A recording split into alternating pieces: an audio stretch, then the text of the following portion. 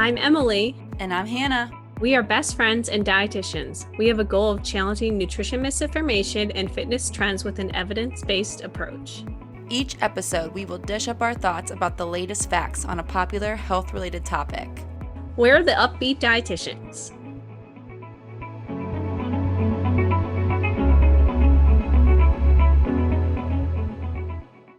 Hello, everyone. Welcome back to another episode of the Up-Beet Dietitians. We have some guests with us today. So we have Sammy Previte and Jenna Werner, who are both registered dietitians and intuitive eating counselors who are fighting the good fight against diet culture. Together, they host the What the Actual Fork podcast and own their own private practices, Find Food Freedom, and Happy, Strong, Healthy, respectively. Today with Sam and Jenna, we talk all about navigating motherhood through diet culture, which is a great episode for our listeners. We just know because Emily and I can't talk about it all that much since we're not mothers. So this one is going to be great for all of our listeners who are mothers and are kind of struggling with navigating that, all the crazy diet culture stuff. So it's a great episode. We hope you enjoy it. We love talking with these gals. Enjoy the episode. All right. Well, Sammy and Jenna, welcome to the podcast. Thank you for being here. Thank you guys so much for having us. Very early morning episode. Very early. Our listeners know it's like the opposite for us. Emily and I always record like at the end of the workday. So there's like natural light coming in for the first time ever. It's so weird. If we look better than usual, that's why, if you end up watching this on YouTube. But thank you for being here. We're so excited. Today we're talking about a new topic for our listeners. And I think it's going to be a really important one because Emily and I can't speak to it personally. We're not mothers. We were joking beforehand before you guys got on that we have mothers, so we can relate in that way. Like we've come from mothers, so we know how diet culture has impacted them, but we haven't had that personal experience. So we're excited today to go into that and talk about how to navigate motherhood in like such a diety and weight-centric culture. Before we do, will the two of you kind of walk us through like what a day in the life looks like, what you do, hobbies, all that fun stuff? Sam, you want to go first? Sure, why not? So a day in the life, wow, it never looks the same, that's for sure. But so I am a registered dietitian, certified intuitive eating counselor, certified personal trainer, and the founder of Find Food Freedom. So that's a virtual private practice made up of a team of intuitive eating professionals, and also, most importantly, the co-host of What the Actual Fork podcast. So there's an array of things from counseling to managing a team, working with a team, social media. Jenna and I talk a lot about on our podcast that we frequent the TikTok platform. So social media takes up a lot of it. And then PR, I have actually 4 work trips coming up in the next 2 months. So that's stressing me out. But work from home life. And then as Jenna and I said before we clicked record, between I have daycare, Jenna has a nanny, lots of sicknesses flying around. So currently my 9-month-old daughter is homesick. So you think you have a plan of what you're going to do for work. And then your child's like, haha, just kidding. So you just never know what you're going to get over here at the Previte household.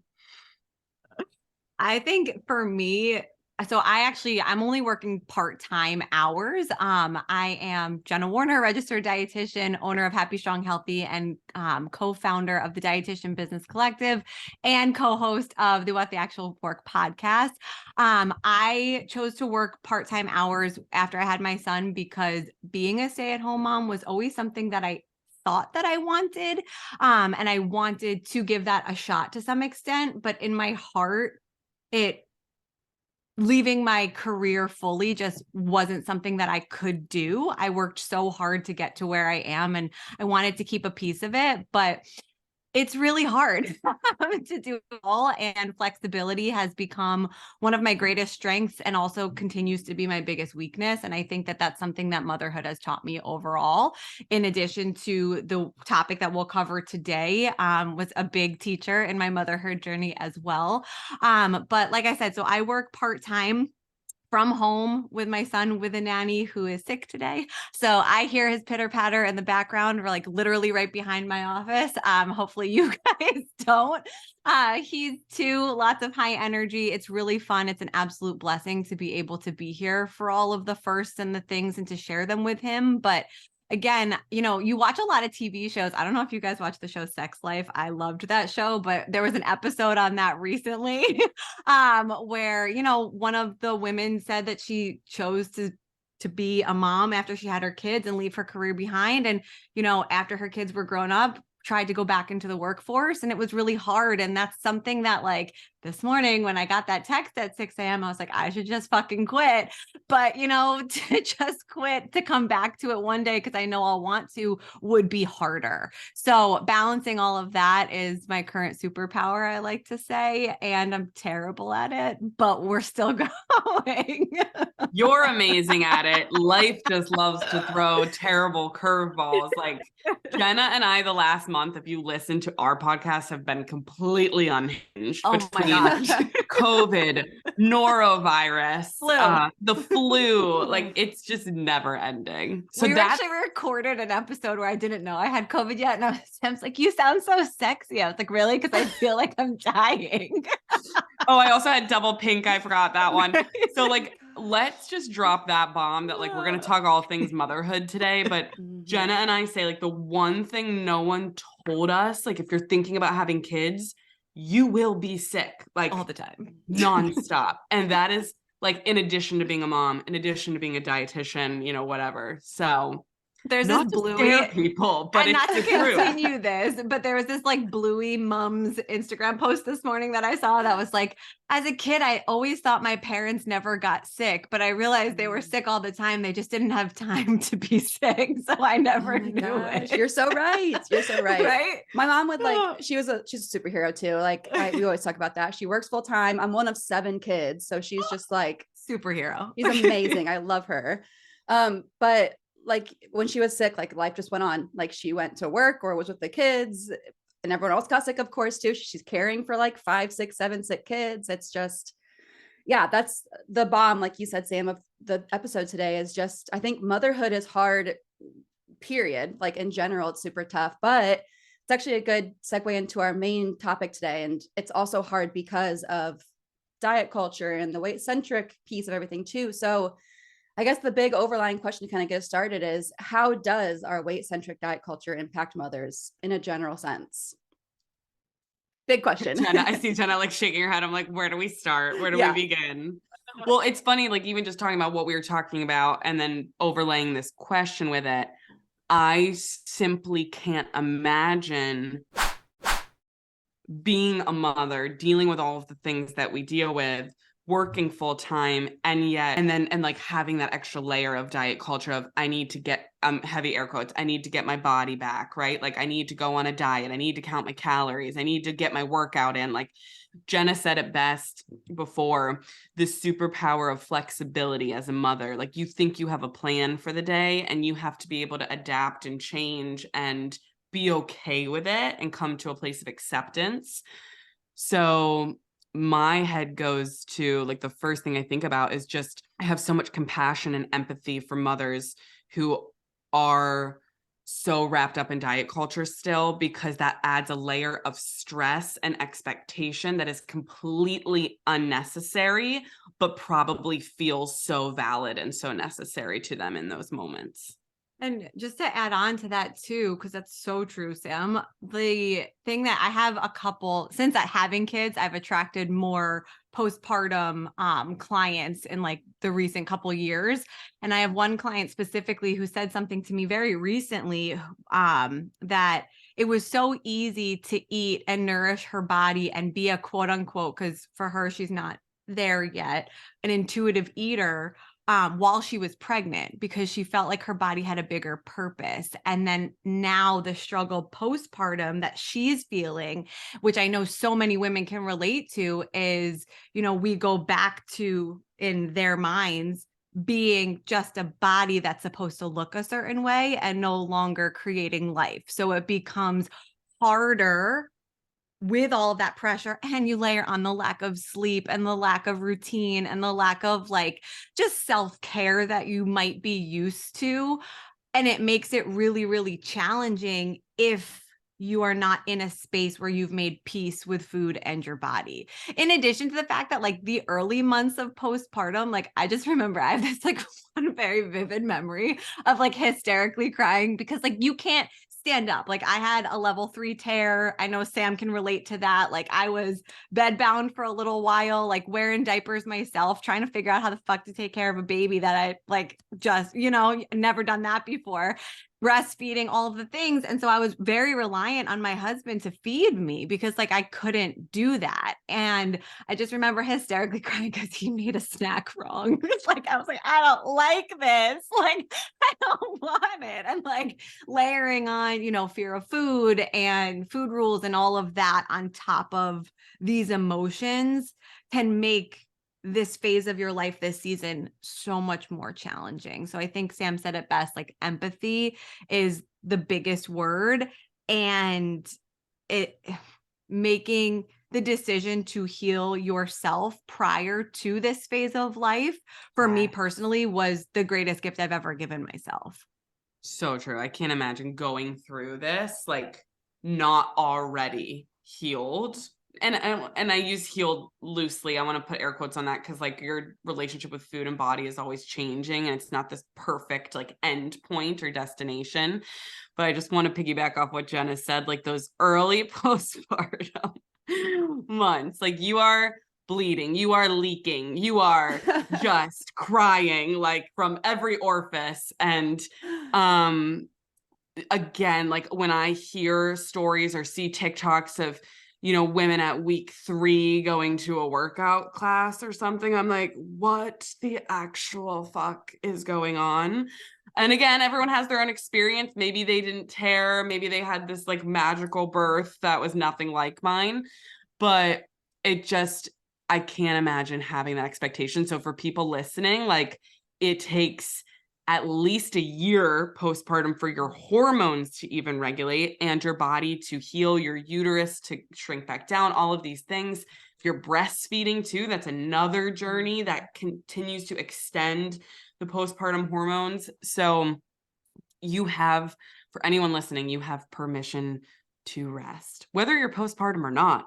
But since this is a very specific postpartum episode, like you don't have to get your body back. You shouldn't get your body back because you now just birthed a human life out of it and it will never be the same. Yeah, kind of a big deal. Well, I think the workout example is a really great one. Do you guys have any other, examples of how, I'm sure you do, of how diet culture, food guilt, body shaming, like how those present themselves in motherhood specifically? I think as your children age too, it doesn't get any easier because you start to realize and recognize. I have a son, not a daughter, but it doesn't make a difference. But I know you see a lot of posts about being able to heal yourself so that you don't put diet culture onto, specifically the posts are typically about daughters, but I think it's just as important with sons, with any child, because you are modeling behavior in everything that you do as a parent. And food is one of those things that you really do most often with your kid, right? So the language that you use around food, the way that you describe certain foods, all of this starts to matter in ways that it never did before because you have these tiny ears listening. Even this morning, my son only wanted an ice pop for breakfast. And instead of me saying we don't have ice pop, we don't have sugar for breakfast, which is something that maybe old versions of me would say, it's trying to explain breakfast foods and why we need types of energy in the morning. And if you want this ice pop, if you really need it, we can have it with our eggs, right? Those types of experiences, if you don't have peace with food, if you don't have an understanding of food neutrality, that becomes another level of stress, I imagine, that then pushes on to the next generation. And you can see how that unfolds throughout their little tiny lives. I love that. I love that so much. And I feel like we come from different perspectives because Jenna's son Noah is over 2 now, right? He just turned 2. Yeah. And Sienna, my daughter, is 9 months. So although she clearly has ears and is listening to things, she's just developmentally not at certain stages yet. So I still think my brain jumped to things that maybe I'm personally struggling with in ways of, so I'm out of, I would say, like the looming postpartum, like that 4th trimester, people call it, starting to feel like myself more. But I still feel like with my own relationship with food, things are coming up that I just didn't maybe expect. And so for me, it's not necessarily like morality with food, nothing like that. But when you have a mother, or when you become a mother, I know Jenna said earlier, recognizing like self-care is so important. But it's so hard to prioritize self-care when you are caring for this tiny human that you just love so much and created. So for me, I noticed like food is feeling right now, and I don't think I've ever even talked about this on our podcast. Food is feeling very annoying to me. Like I have peace with it. It's neutral, but I'm like, I don't want to deal with it right now. Like it just feels like an extra thing. Now, in my relationship with my husband, he's always been the chef in our house. He loves to cook. He cooks every meal. So I'm so grateful. And I recognize how lucky I am for that in many ways. That he will like place food in front of me and I can eat it. But I just that in this season of life right now, food just feels like something else I have to do. And so sitting with that and recognizing that as like, all right, what's going on here? Let's get curious about this. Where is this coming from? And being able to recognize like, hey, you still got to fuel yourself. This is an act of self-care. And so again, how Jenna said, like, it's been such a great gift that like we have food freedom and we have this awareness of intuitive eating going into motherhood. Because if I didn't, I'd be like, fuck it, I'm not going to eat. Like, I don't have time for this for whatever reason in my brain. It's not being prioritized correctly. Like, obviously, if I fuel and nourish myself properly, it's going to make me a better mother. It's going to make me a better dietitian, etc. So that's one that I think is just so interesting. And I think that plays into as well that like your relationship with food is always changing. It's a very long journey. So just because like you have food freedom, right? Don't apply morality to food. It doesn't mean that your relationship with food is just perfect and you're never going to have obstacles with it again. So that one comes up for me. And then just the comparison of motherhood. I mean, diet culture is one thing. Mom culture is another. Let me You tell read you. my Just mind. like fitness culture is an additional culture on top of diet culture, right? So it's like motherhood culture, whether it's in your early postpartum days when you have postpartum anxiety undiagnosed like myself and you're Googling everything and texting Jenna at like 4 a.m. like, is this normal? Like, what do I do? You know?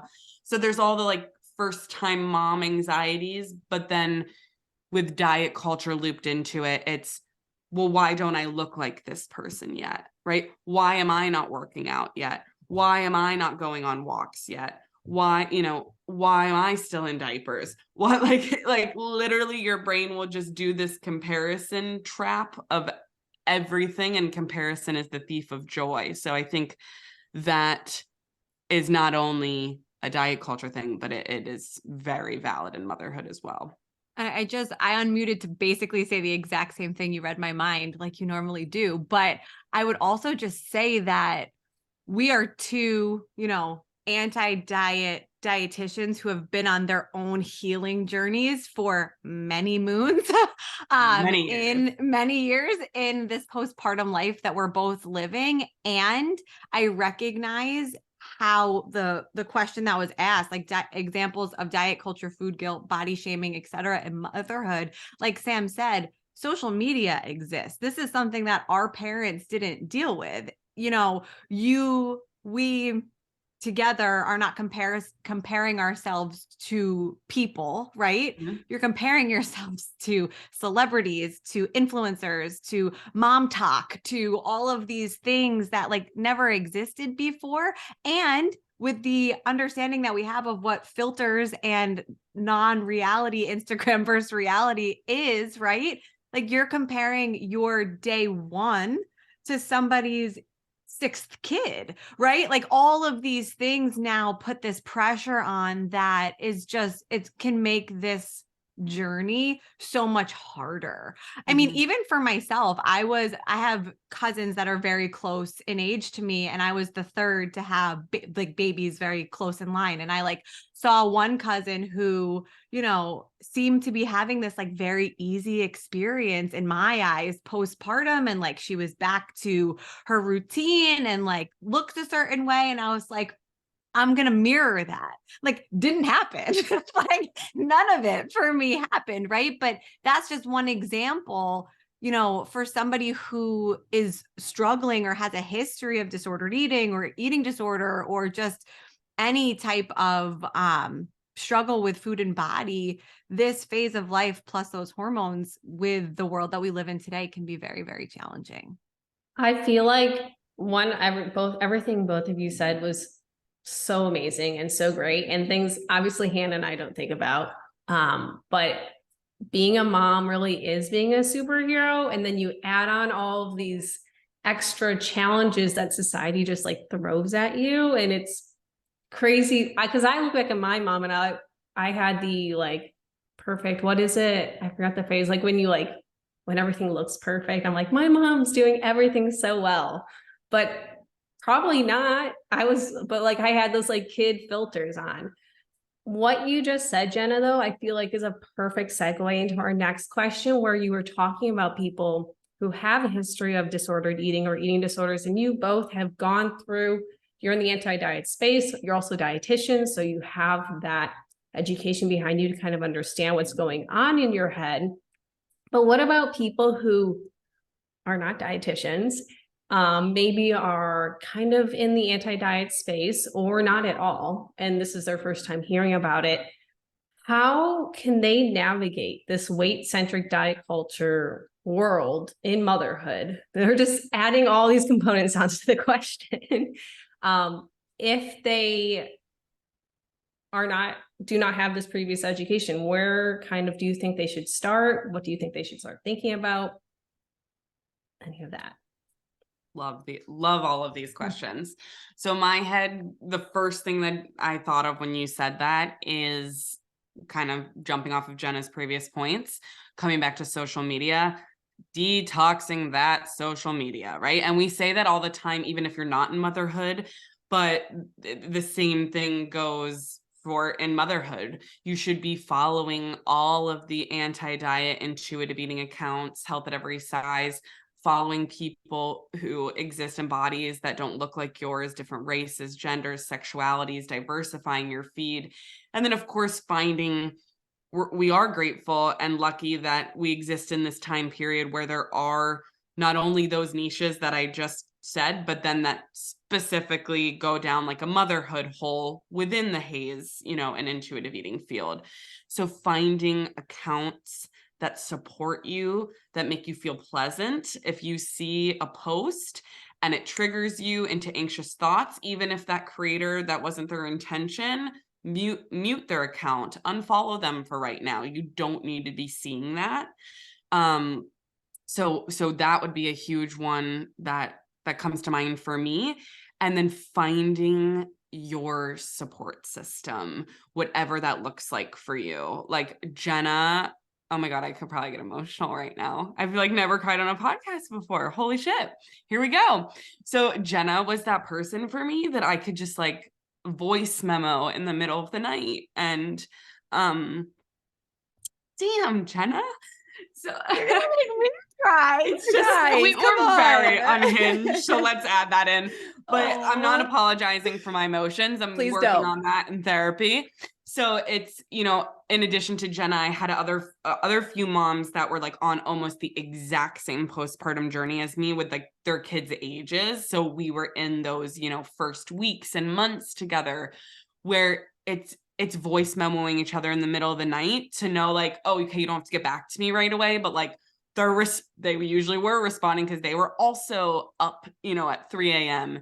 So just finding people that have the same morals and values and heart as you, where you can show up as your authentic, messy self and know that you're going to have a safe space to do that. So not only with friends, but then also professional support. So whether it's finding intuitive eating dietitians, obviously we have many on this podcast right now. So finding professional support, because just because you know how to eat, like hand to mouth, chew, swallow, digest, absorb, does not mean that we know how to have peace with food. And so in addition to your own like unit of support, finding that professional support as well. Well, it'll be hard to add anything onto that one, but the only thing that she didn't say that I would add on to is just communication. So if you're having a child, whoever your partner is during that process, I think it's really important to be honest with them about how you're feeling and what you need. I think for myself personally, I've shared on our podcast, like I was told once when I was deep in my disordered space that I would never get pregnant because of my own disordered habits. Mine was more fitness, but obviously fitness and food went hand in hand. And I never voiced that to my husband and how that impacted that whole process. So when I got pregnant, which was, a blessing and also a surprise at the time, that those feelings and emotions of how my body was changing and how I was feeling felt really heavy. And if I wasn't able to voice that to him, I know that my experience, pregnancy and postpartum, would have been a lot more challenging than it already was.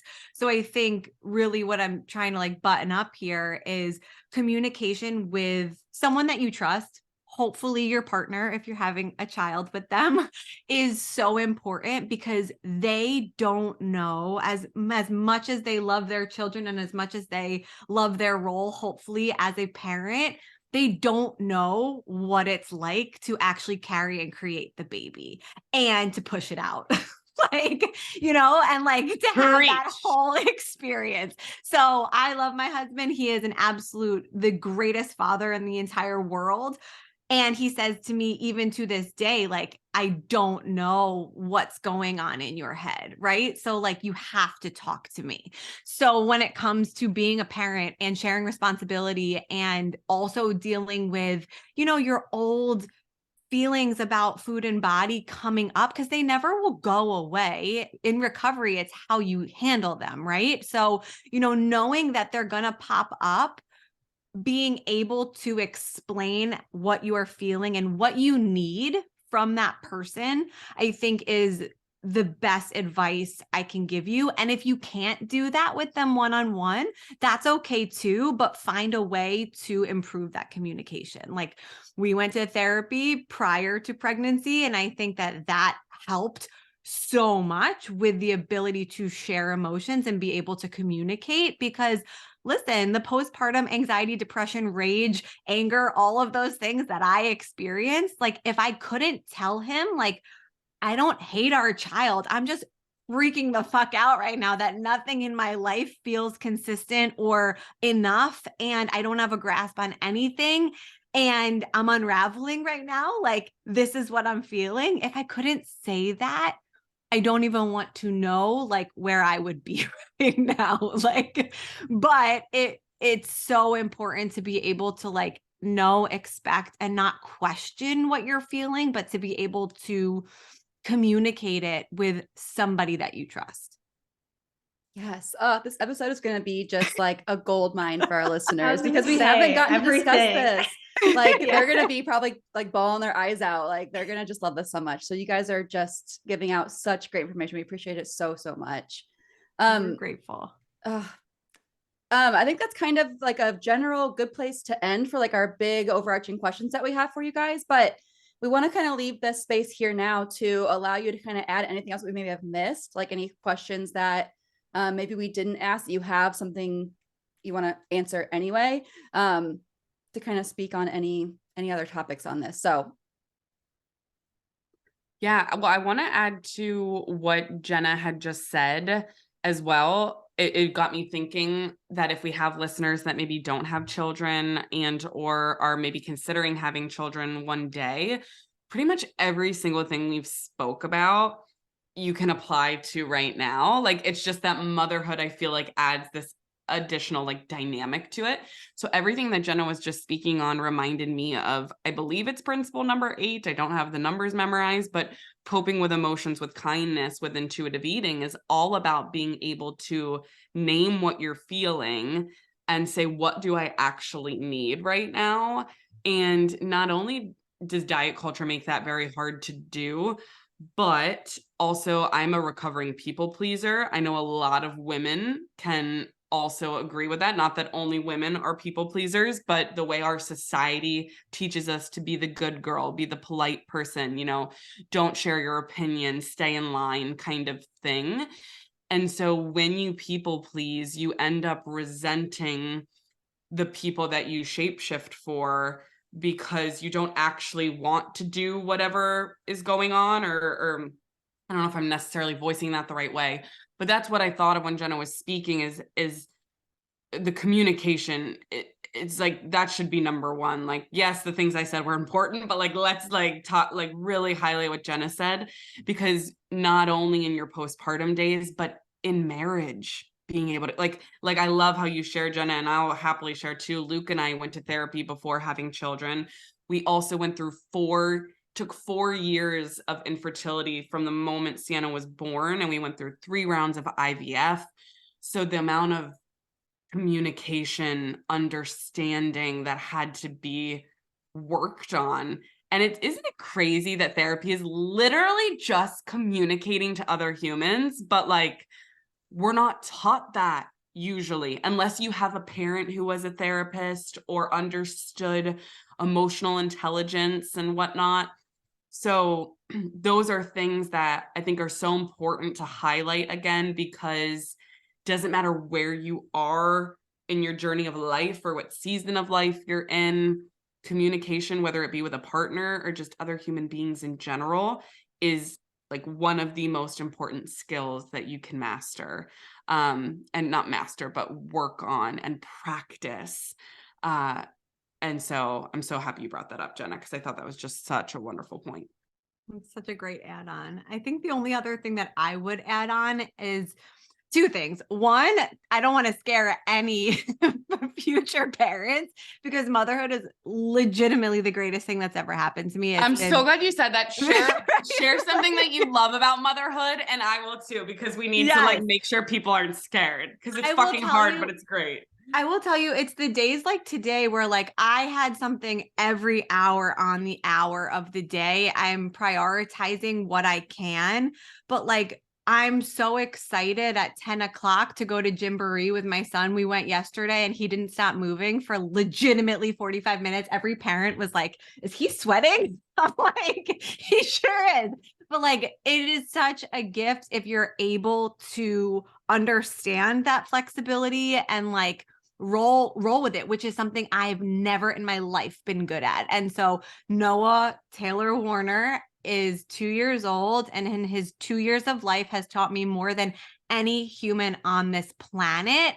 And the biggest gift that he has given me, besides his life itself, is the lessons of being flexible, because it is the key to life. Like, nothing is going to go your way, and you can learn this lesson without having children. But the way that he has taught me this is like such a gift. And because I've fucked up so many times along the way, and his unconditional love has taught me to be a better person. So I think it is the biggest gift. It is the biggest stress. It is the most beautiful, like, way to experience emotions in life. And also, you know, I'm lucky enough, I know Sam feels the same way, to have a partner who I love watching become a parent too. It's like completely changed our marriage in challenging and beautiful ways. But that is just an incredible thing. So I just want to make sure that that's very clear. I know Sam will add on to that as well. But the only other thing that I would add to this episode is this also came up with one of my clients, and it's something that I've learned myself is, as women specifically, we need to, in these postpartum days, redefine the word enough. And so nothing will ever again feel like enough because of the world that we live in. And I want you to know whatever you do when you're taking care of another life is enough. And I think that that's something that I've learned over and over again, as like in recovery from a very severe fitness obsession, I think you would call it, eating disorder. You know, my relationship with fitness, that still comes up for me as like, was that enough? Like, fuck, yes, it was. But like that understanding of that definition of movement in eating, in cleaning your house, in what clothes you're wearing, in whatever it is to you, getting out of bed in the morning and putting somebody else's needs before your own, and also making a little bit of time for yourself is enough. And like, I just need people to know and understand that. Like, I used to have like a 2-hour self-care routine in the morning. Like, now I light a candle, I take a deep breath, and I'm like, let's start our day, right? And that's enough. In the early postpartum days, I always tell new moms that like, you can't prioritize anything. Make sure you stay hydrated, because it's the most important thing that you can do for your body at this time. And if you can do that, that's enough. And like, if we can rewire our thought process to whatever we can do is enough, you will save yourself so much stress. Okay, now I'm done. That was so good. Drop the mic there. I'll just add my little tidbit, because I'm so happy you brought this back around to like, being a mom is so fucking cool and like amazing. And it's also the most challenging thing.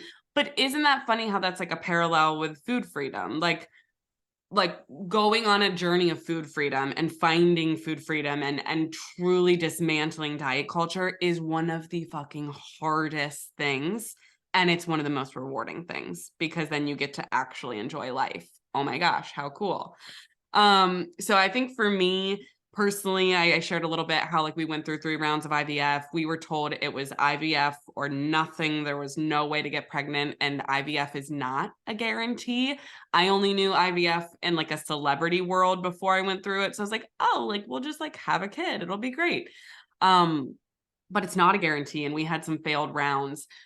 So when like Sienna was actually born, and even now every day I just stare at her and I'm like, how are you real? Like, you were in a petri dish. I don't understand. You were outside of my body and then they put you back in. Like, holy shit.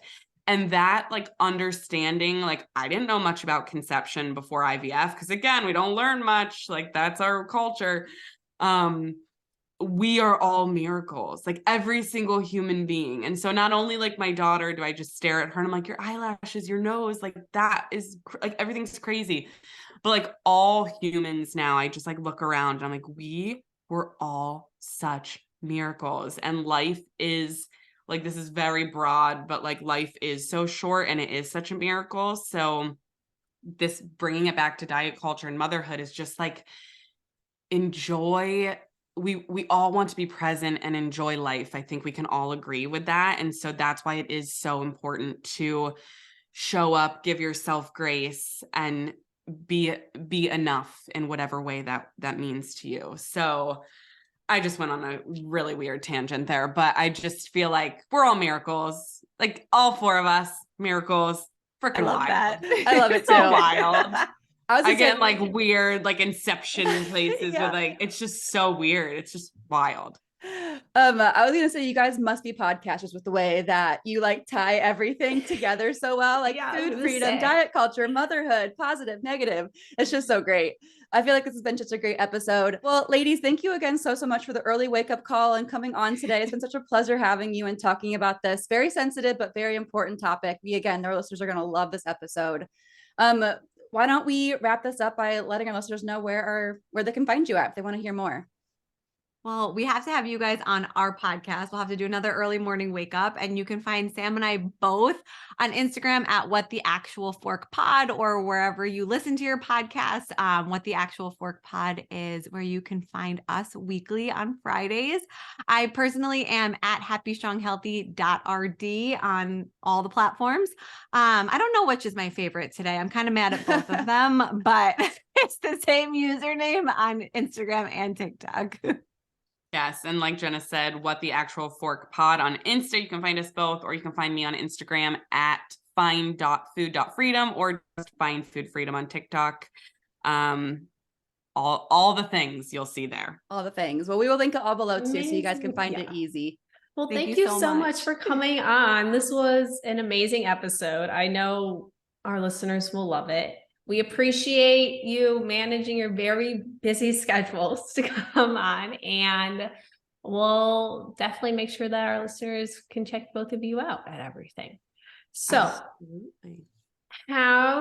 we hope that you guys enjoyed today's episode. Have a wonderful rest of your day, and we will see you guys next week. Bye, guys. Thank you. Bye. Bye, guys. Thank you so much. Thank you so much for tuning in on this episode of the Up-Beet Dietitians with your hosts, Emily Krause and Hannah Thompson. We appreciate you all so much for continuing to support us. In order to support us and sustain the success of this podcast, please subscribe and leave a rating and review. If you'd like to provide us feedback for future episodes and guest stars, follow us on Instagram at the Up-Beet Dietitians. Lastly, you can show us support by providing a monthly donation using the link at the end of our bio. Once again, thank you so much for listening today, and stay tuned next Wednesday for a new episode. Until then, we hope you have a wonderful rest of your week.